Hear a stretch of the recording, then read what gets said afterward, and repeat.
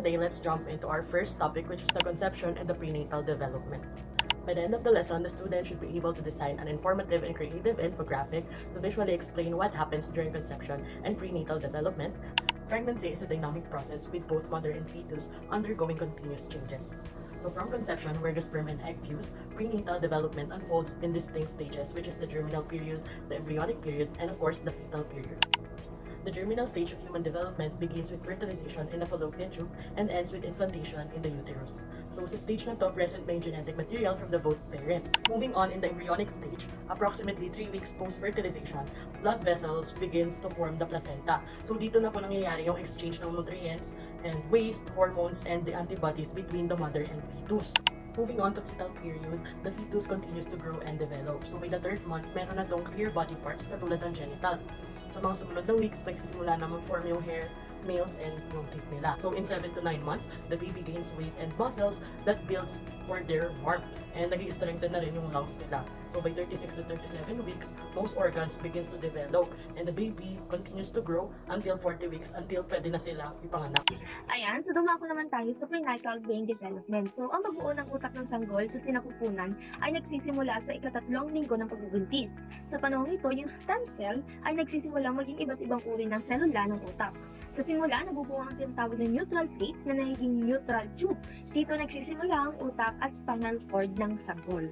So by week 6 or 7 mo, nagsasara yung neutral tube at nakahati ang utak sa 3 pangunahing bahagi. Ito ay ang forebrain o yung harapang bahagi, midbrain, yung gitnang bahagi, at yung hindbrain, yung likod na bahagi. So the importance of the objective is it doesn't only simplifies complex biological processes through the infographic. By combining the creativity with critical thinking, this task encourages a deeper understanding of early human development while helping students build essential academic and life skills. Through this task, they were able to be aware of how significantly impacts a child's future health and well-being. Also, it allows them to be ready or anticipate what might happen once they become a mother or parent.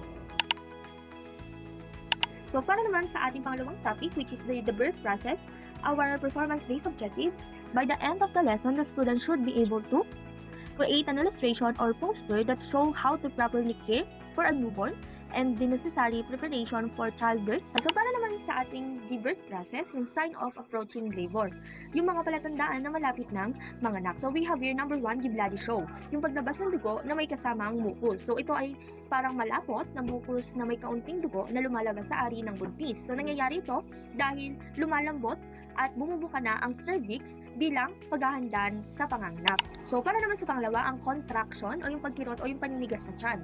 Kapag ang contraction ay dumarating na, mas madalas itong palatandaan na magsisimula na ang labor. Yung pangatlo naman is yung rupture of amniotic sac o yung pagputok ng panubigan. Ito ay senyales na bumutok na ang panubigan. So kadalasan susunod na ang labor sa loob ng 24 oras. So dumako naman tayo sa stage of labor. So the first stage of labor is the dilation stage. So ang first stage of labor o dilation stage ay ang pinakamahabang bahagi ng panganak.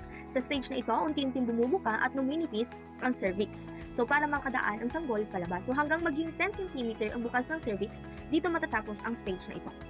So, meron tayong 3 bahagi na dilation stage. Meron tayong early phase, active phase, at transition phase. So next is ang second stage of labor, which is ang tinatawag nating the expulsion stage. So dito nagsisimula kapag ang cervix ni mommy is fully dilated na, which is nasa 10 centimeters na. And dito din magsisimula yung pag-ire ni mommy. And with every contraction, tinutulungan ni mommy si baby na bumaba sa birth canal. And masasabi rin natin sa stage na to is very challenging talaga, pero at the same time is exciting kasi makikita mo na si baby for the first time. So next is ang third stage of labor, which is ang tinatawag nating placenta. So after mailabas si baby is hindi pa rin talaga fully tapos ang operation and kailangan pang tanggalin yung placenta and other membranes na nakapaloob pa rin kay mommy. And usually, tumatagal ito ng 5 to 30 minutes, which is dito chine-check ng doctor kung buo ba yung placenta para masigurong safe si mommy after the delivery. Types and methods of delivery. Vaginal delivery. Ito yung pinaka-common and natural way ng panganganak. So, sinasabi dito na si baby is dumadaan sa birth canal, so hindi siya kinakailangan gamitan ng kung anumang tools and surgery na kinakailangan. And minsan, spontaneous lang siya, ibig sabihin, kusang nagsisimula ang labor. And sabi dito, mas mabilis siyang recovery time ng vaginal birth kaysa sa surgical delivery. Cesarean delivery. So, kung hindi safe si mommy or si babies for vaginal delivery is doctor suggest to go for C-section kung tinatawag nga natin cesarean delivery. So, dito hinihiwa yung tiyan ni mommy and yung uterus para mailabas si baby. And pwede siyang scheduled for C-section and pwede rin for emergency if may makitamang complications during labor kay mommy.